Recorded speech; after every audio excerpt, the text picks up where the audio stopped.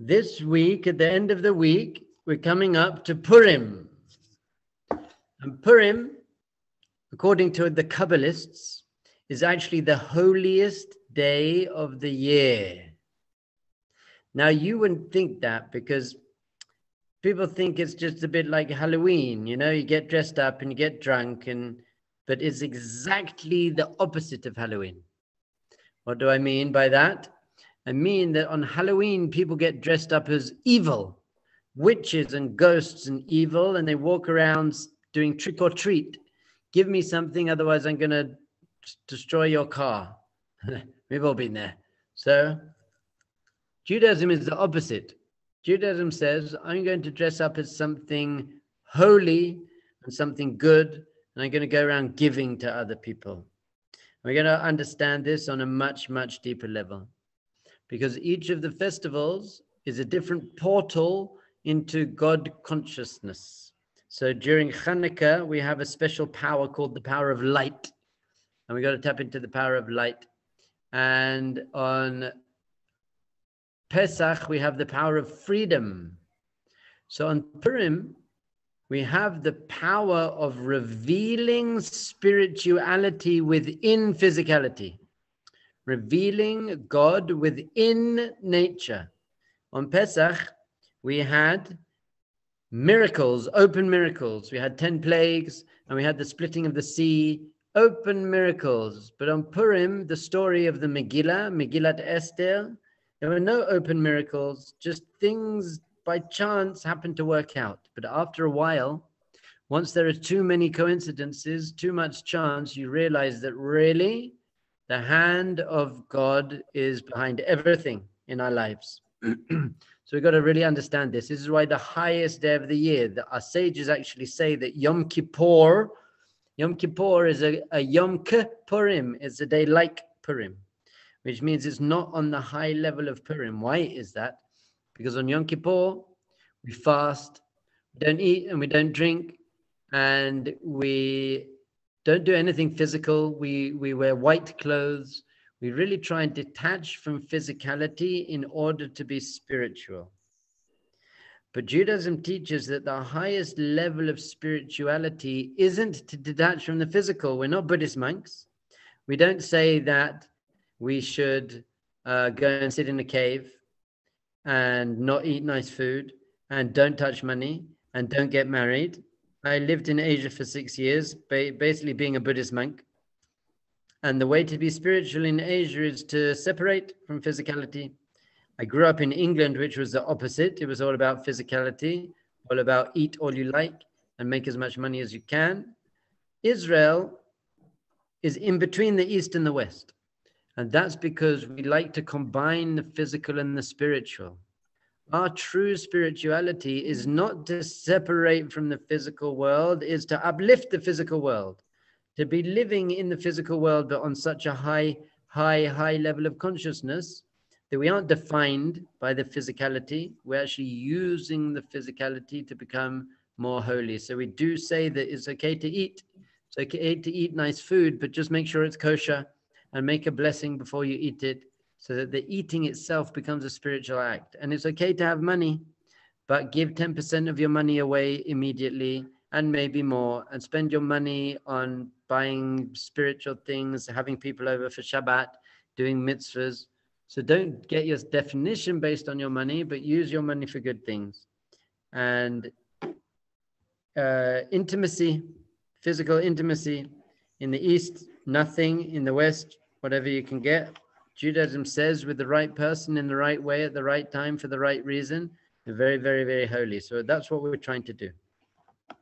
Now the Megillat Esther that we're going to be reading never mentions Hashem's name. It's the book of the Tanakh where Hashem's name is not mentioned, and it's to say that really Hashem is hidden. When Hashem created the universe, when God created the universe, the word for the world is olam. And olam comes from the word he'elem, which means hidden, which really means that Hashem's hidden in the world. Spirituality is hidden in the world. We can't see Hashem, and we can't smell Hashem, and we can't taste Hashem, and we can't hear Hashem with our ears, and we can't feel Hashem with our hands. So spirituality is a very, very, very hidden thing. And what we're trying to do is trying to reveal the hidden. We're trying to reveal our souls, and we're trying to reveal Hashem in everything all the time. That's the goal of the whole of creation, by the way. But we just teach that Purim is the ultimate day that we can tap into that power. Now, obviously, you can completely mess it up and abuse it. Anything that has the potential to be immensely holy also has the potential to be immensely unholy. So what you could do, we have a mitzvah. This shows how crazy Judaism is. You have a mitzvah that you're actually meant to drink a lot of wine. Chayev inish libasumei ad lo yada bein arohaman v'barach Mordechai, which means that you're actually obligated to drink to get to a level of consciousness where you don't know the difference between cursed is Haman, boo, and blessed is Mordechai. Yay! Cursed is Haman, boo. Blessed is Mordechai. Now, what's that all about? That's crazy. You Jews, you're just crazy. You want to drink so much that you lose all sense of morality. You don't know the difference between good and bad. That's disgusting. And by the way, this is how some people do it. Some people have a frat boy Purim. They're just like chug, chug, chug, chug, chug. And they get to this state of consciousness where they don't know the difference between anything because they're passed out on the floor in their own vomit. So they don't know anything. Now, that's not the mitzvah, funnily enough. That's not the mitzvah. The mitzvah is to get to such a super conscious state, not a below conscious state, not a passed out conscious state, but to get to such a super conscious state of a being that you see everything in the world, whatever looks good and whatever looks bad, is actually there to help me. It's there for my good. All the terrible, difficult, challenging things that I might be going through in my life are actually there to encourage me to become the greatest person I can possibly become. And that's called emunah. Emunah means I believe that everything that happens for a reason. It happens for a good reason. It happens to help me become a greater, better, more loving, conscious, conscientious, joyful person. So that's what the drinking is meant to do. Now, if you can't drink and do that, then it's probably better not to drink. It's better not to drink. But what we're trying to do is reveal this very, very deep level of our soul, which is beyond das. So das, you know what? Have you heard of the word das? It's very important in Kabbalistic teachings. Das really means awareness. Awareness. What are you aware of? What are you thinking about all the time? So das is a faculty of the intellect.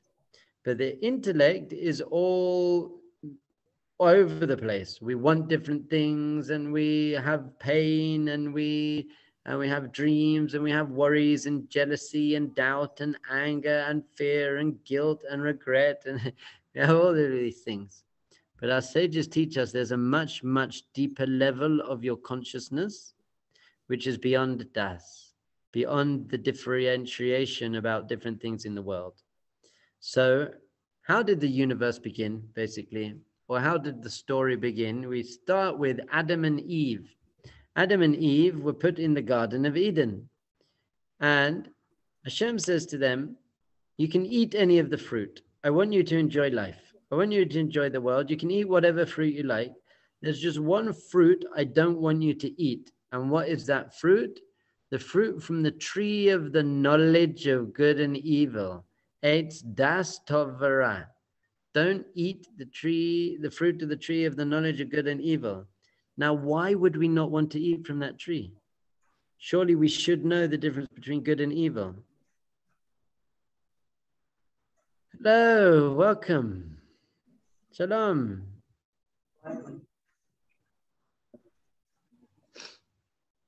Who here wants to know the difference between good and evil? Yeah. Me. They're very important. But so why were Adam and Eve in such trouble for eating from the fruit of the tree of the knowledge of good and evil? Surely I want to know good and evil. So this is what our mystical masters teach us. Das, this word das tov v'ra, means to have an intimate connection with something. and be intimately connected with something. In fact, sometimes the word for marital intimacy is called das, to know someone. So to know something in a deeply intimate way. So we were definitely meant to know the difference between good and evil, but we were never meant to intimately connect with evil. So what happened was the snake said to Eve, Chava, don't eat from the tree. No, he didn't. He said the opposite. He said, do eat from the tree. He said, do you know why Hashem doesn't want you to eat from the tree? Hashem doesn't want you to eat from the tree because if you eat from the tree, then you will be like Hashem. Ke Elokim, you will be like Hashem. Now, what should Chava have said to the snake? And the snake is the voice of evil, by the way. So what should Chava have said? Chava should have said, I'm already like Hashem. I have a soul. A soul is a piece of Hashem. I'm already, I don't even know what you're talking about. By the way, we learned something very important here with your Yetzer Hara.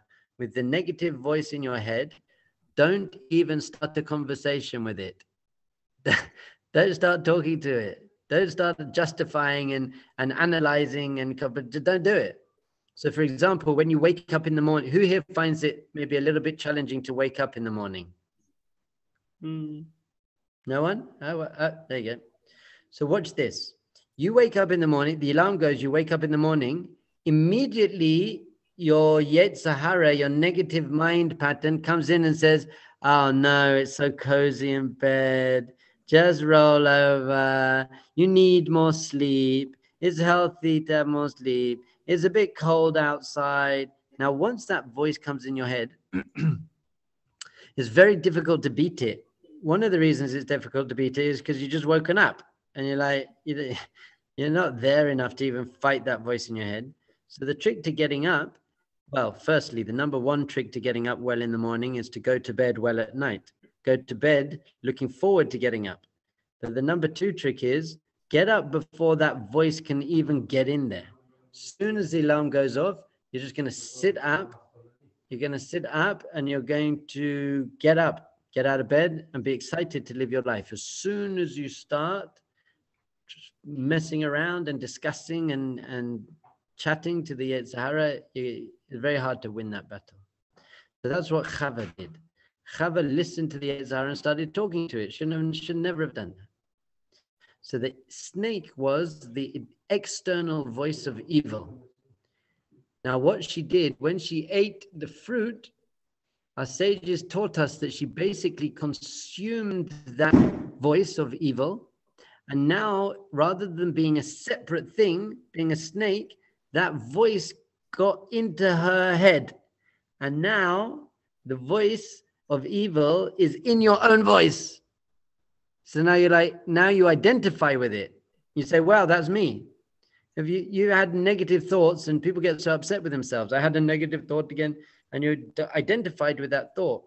Our sages teach us that that voice in your head, the negative voice, the snake voice, is actually not you. It's not you. You don't have to feel bad. You just have to not listen to that voice. Every time that voice in your head says anything negative, you don't have to beat yourself up for that negative thought. You have to just not listen to it. Don't make it significant. Just say, I'm not going to follow what you're saying because I know that you're saying the wrong thing. Very, very important. But that becomes very difficult because that voice in your head is very, very loud. It's a very, very loud voice. So we've got to try to know how to just let it go. We have to get back to a place of before we ate from the tree where evil is so external to us that we're just not going to listen to it. Anyway, you hear this? It's very, very important. Very, very important. So Judaism teaches that you are only good and the evil within you is just there for you to ignore it and grow from it and become great. So this is what we mean when we say you want to drink to a place.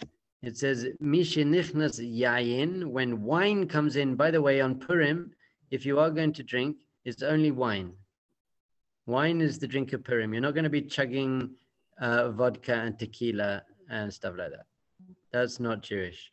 You're going to drink wine in a very refined way, all through the day, basically. But you're doing it for a reason. You're doing it to be able to peel away the layers of evil and disidentify from them and say, that's not me, and go to a place which is only good. Your soul. So we say, Mishenichnas yayin, when wine goes in, secrets come out. Secrets come out. So what secrets come out when you drink wine? Don't even answer that question. I'm not listening. So it depends who you are. It depends who you are. You have two secrets. You have your ego, and you have, your ego is not such a secret, but then you have your soul. So if you're drinking, if you're some frat boy with all your ego pain and stuff, what you'll do, you'll start drinking, and then you'll get very drunk and you'll become a bit arrogant. And you'll be like, yeah, look at me, I'm the man. But then what will happen is you'll carry on drinking, and then you'll go into your kind of ego pain stuff, and then you'll just start crying, and then you'll throw up out of your nose and pass out. But if you're going to drink in a holy way, in the balanced way, in the moderate way, you're actually going to peel away all the external levels, and you're going to reveal your beautiful, sweet, loving soul. And that's the purpose. That's what we're trying to do in Purim, to reveal our soul. So there's another idea in Purim where we dress up. Why? Do you know what the word for to dress up is in Hebrew?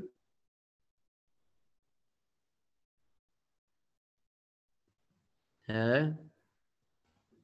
Ask me. What is it, Rabbi? Lehit chapes. Now, in Hebrew grammar, the word lehit is always reflexive. It's something you're doing to yourself. Lehit chapes. So what does chapes mean? Lechapes, what does that mean? It means to look for. I can't hear what it said, but the word for to dress up in Hebrew actually literally translates as to look for yourself. To look for yourself. So what is yourself? So we say it's your soul.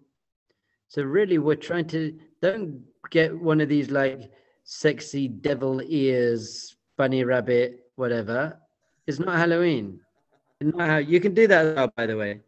This isn't Halloween. This isn't the Playboy Mansion here. This is the holiest day of the year.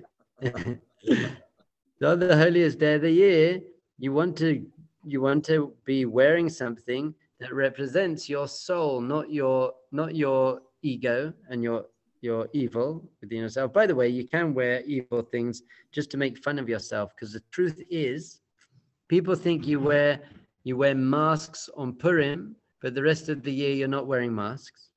The truth is, you're wearing a mask most of your life. Most people. You built up such a persona on social media and on Instagram, on Facebook, on WhatsApp. We've built up a mask. This is who I want people to think I am. I always show these pictures of me, and I put my picture on Facebook, and someone writes, "Oh, you're so gorgeous and you're stunning," and you're like, "Yes, I am. I'm so stunning and gorgeous." And so we become these you got a mask on.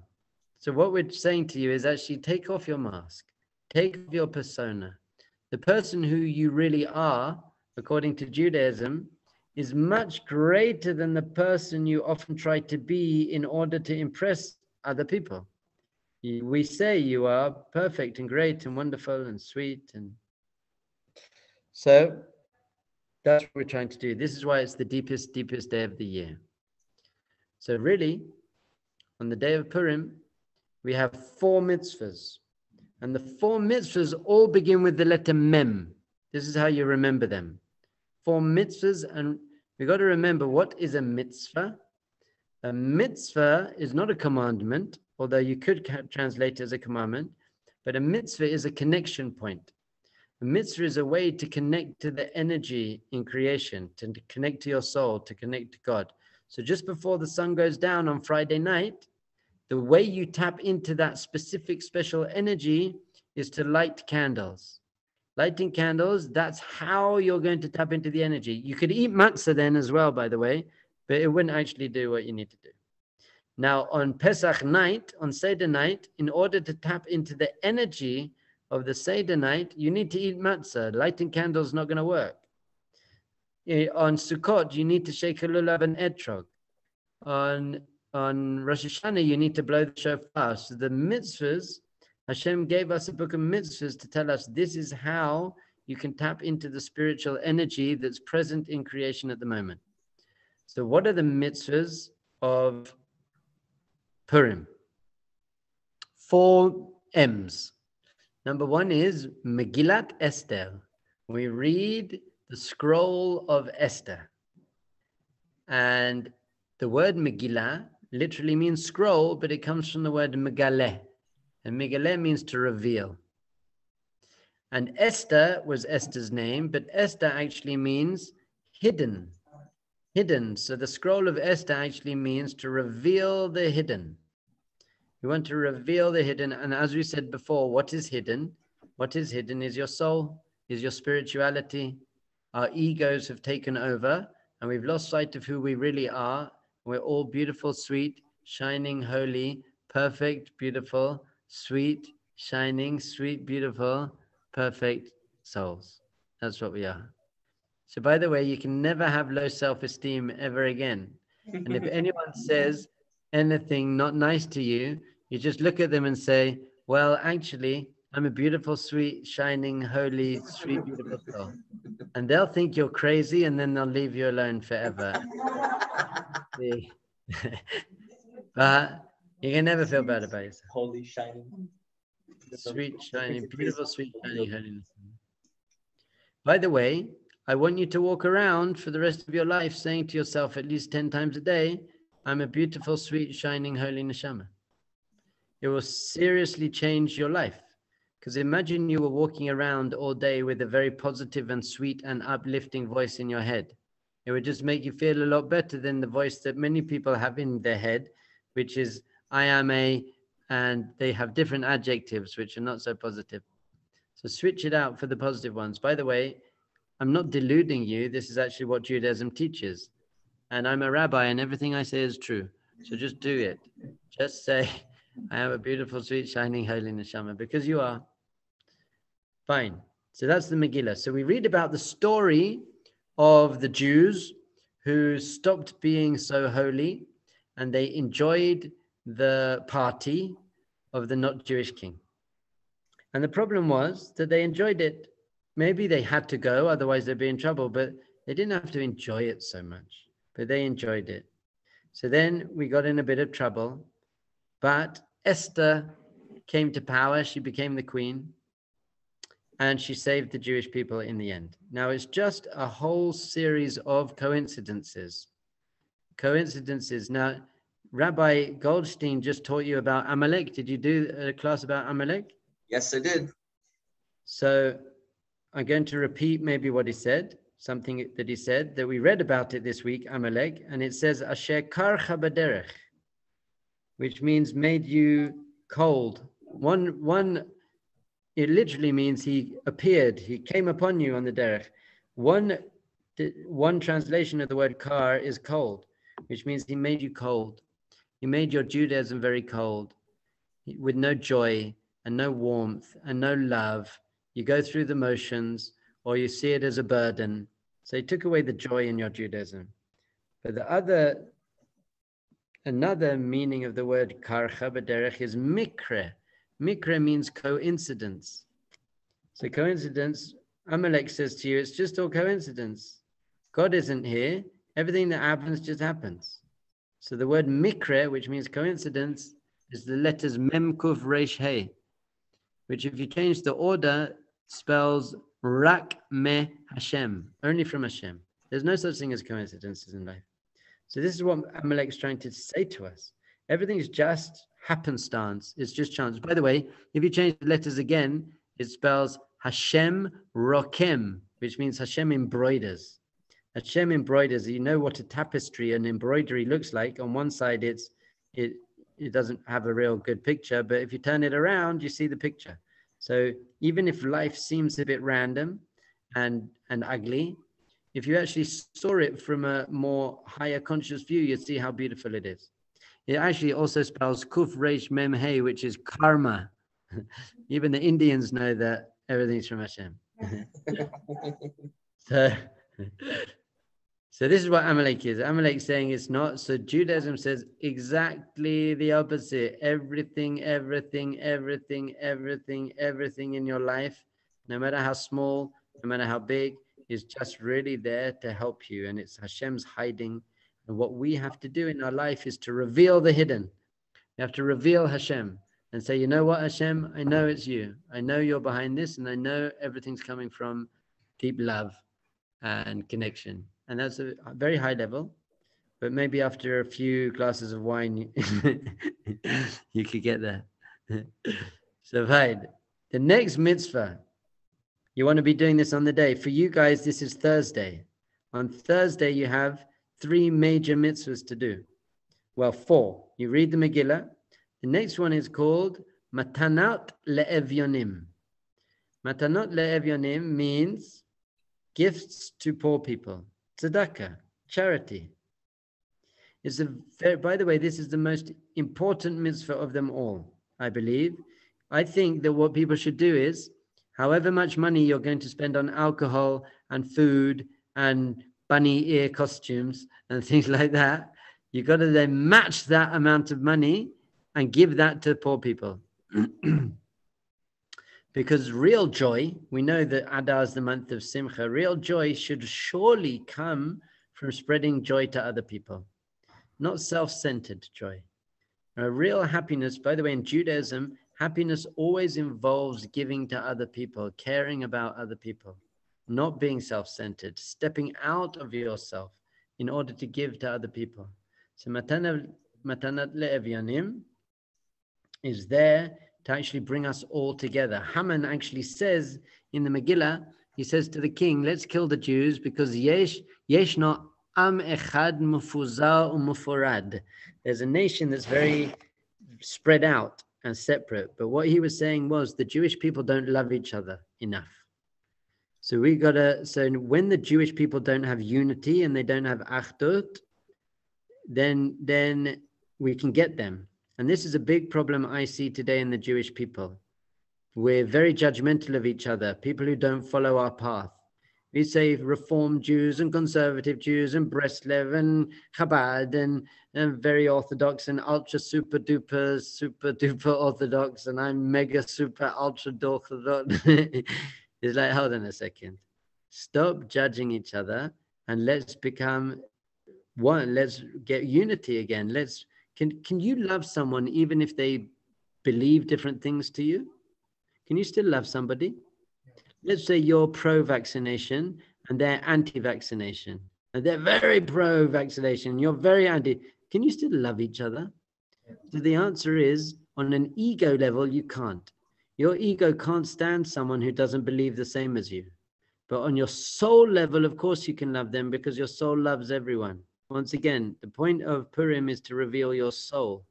Is to reveal that place within you which is beautiful, sweet, shining and holy and perfect and non-judgmental and loving and peaceful and calm and full of vitality and warmth, all those good things. So the only thing that stops you loving every single Jew and beyond that, every single person and every single animal and tree and everything is our own ego. But what we're trying to do is let go of ego and go into a higher state of consciousness. When I was a dance music DJ, I used to play a tune called The Higher State of Consciousness by Josh Wink. You can look it up after the thing. Hello, you know it? Or you had a question? No. You know it? I've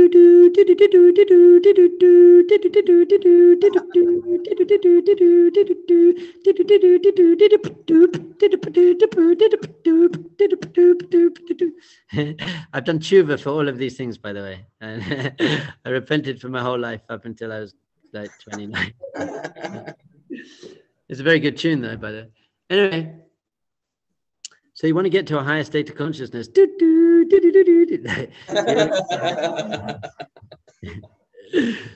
you want to get to a higher state of consciousness. So giving to other people. Then we have another mitzvah called Mishloach Manot. Mishloach Manot is a mitzvah of giving 2 edible things to people. 2 edible things that they can eat straight away. So that could be an apple and a chocolate. Or it could be whatever you like, 2 edible things. Now, this is once again, not necessarily to a poor person. It's to other people. Now, people often give to their friends to increase the friendship. We want to bring unity between us, but a much bigger mitzvah, and this is very, very, very hard to do, but I think you can do it. I trust you. Is to give this gift to someone who hurt you, or someone you don't like so much, or someone who annoys you a little bit, in order to build unity. Because for your friends, you already have some unity. So for the people you don't like so much, once again, remember, people can only annoy you if you've got an ego, a big ego. If you're in higher states of consciousness, if you're in higher states of consciousness, then people can't really annoy you so much. Even if someone comes up to me after my class and says, Rabbi, I hated your class, it was awful, I just say to them, okay, what can I do to improve it? I don't take on people's negativity. So if you can find someone who, whatever happened, upset, obviously if it's someone horrible and abusive, you should stay very far away from them. But if it's someone who's just a bit annoying, or you had a bit of a falling out, to just go and make up that relationship. It's a very high level. And it takes humility and a very strong sense of self. I feel very good about myself. Even if they reject the gift, at least I was the bigger person. I'm going to be the bigger person here. That's a very, very high level. Once again, this is why Purim is the highest day of the year, because we have extra power to be able to access these levels. So that's the Megillah, reading the scroll of Esther, and Matanas Levyonim, giving gifts to the poor. By the way, there is an idea, is a halacha, that anyone who sticks their hand out to you, you should give to them. Usually when we give tzedakah, and you should do this, you check, does he deserve it or not?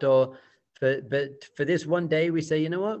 If someone's going to ask for money, they're already in a state that, like, I don't go around asking for money. So even if someone doesn't need it so much, the fact that they're doing it means that they got some pain or some problems. So just give them. Our sages teach us an amazing, beautiful thing, by the way, that Hashem, God, keeps all the mitzvahs as well. So just like if you give money to everyone who asks for it without judging them, so too, this is the highest day of the year for prayer. Because Hashem also says, right, if you're giving to everyone who asks, then I'll give to you if you're asking. For the right thing, by the way. Ask for the right thing. The right thing is having better character traits, being a more spiritual person, being able to be there for other people, good relationships. Those are good things to ask for. Don't ask for a yacht and stuff. Although you could, I guess, but I don't think I'd prioritize that. But if you do, let me come on your yacht. I'll teach you a good class. We can do that. And the final mitzvah of the day is the mishteh. The mishteh is the meal, the special suda that you're going to have on the day. And that's when we're drinking. By the way, there's not much drinking on the night before.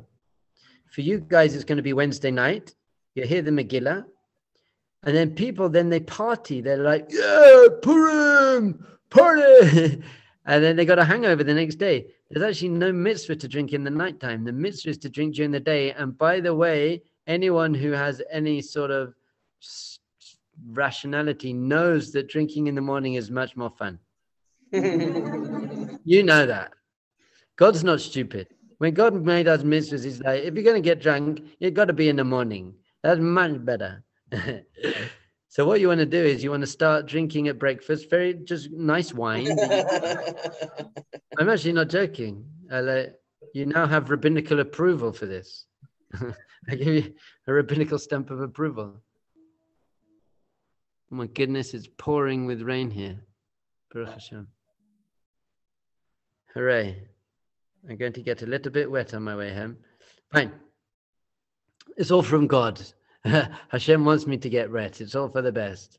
Now I got to actually put my money where my mouth is. Do I really believe this stuff that I'm sprouting? I do. I really do believe it. So fine. So the Mishnah. The Mishnah is, once again, and this is very difficult to do, very, very difficult to do. And this is why Purim is on a higher level than Yom Kippur. It's easy to fast. Now, it's not that easy to fast, but you know how you fast? Don't put any food or drink in your mouth.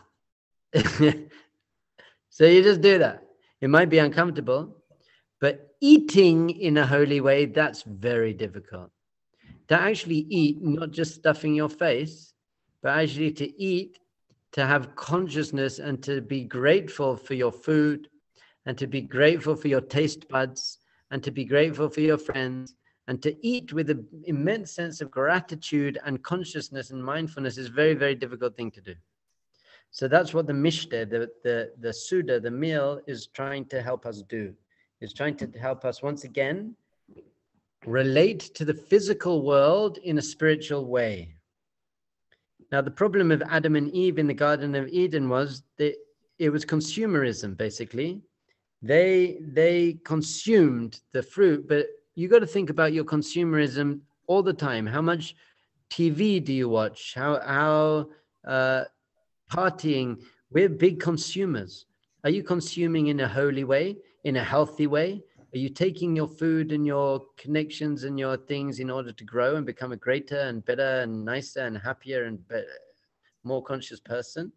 So this is what we're trying to do. We're trying to do this amazing balance of physical and spiritual. And that's really what holy means. In Judaism, holy doesn't mean that I'm cutting myself off from physicality. It means I'm being within physicality in a very, very conscious way. That's our plan. So those are the 4 mitzvahs of the day. What does a special meal consist of? It really consists of, we always try to have bread in our meals. And then really whatever you like, whatever food you like. But wine, food and wine. So I don't know, are you guys putting on a Purim Suda, Rabbi? Yeah, I think we have a Purim party on Wednesday night. Okay. And then for the day, people are going to families and things. You are the best. I love you guys. Oh, you guys should take so much advantage of these people. Rabbi Goldstein, his mom is living to help you have a better life. That's his passion. His passion is investing in you, having the best life you can. So really take advantage of it. Go to the families, do what they do, like be there together. It's an amazing community that you guys are building there. So tap into the community. This is how you're going to get achdus. You're going to get brotherhood and sisterhood and unity with each other. But just to say, you've got to understand the deeper meaning behind it. It's not a Halloween party. It's not a Halloween party. It's a party in order to try and reveal your spirituality within the physical world and get to a higher state of consciousness. look at the song up now. Okay, are there any questions? Any questions, anyone? It's pretty good, Rabbi. You knocked it out. Yeah. Thank you. Have a Purim Sameach. Okay, I love you. Are you available tonight? I could try to give you a call to figure out the 27th. Yeah, let's do it. Okay. Oh, I have a question. Oh, go on.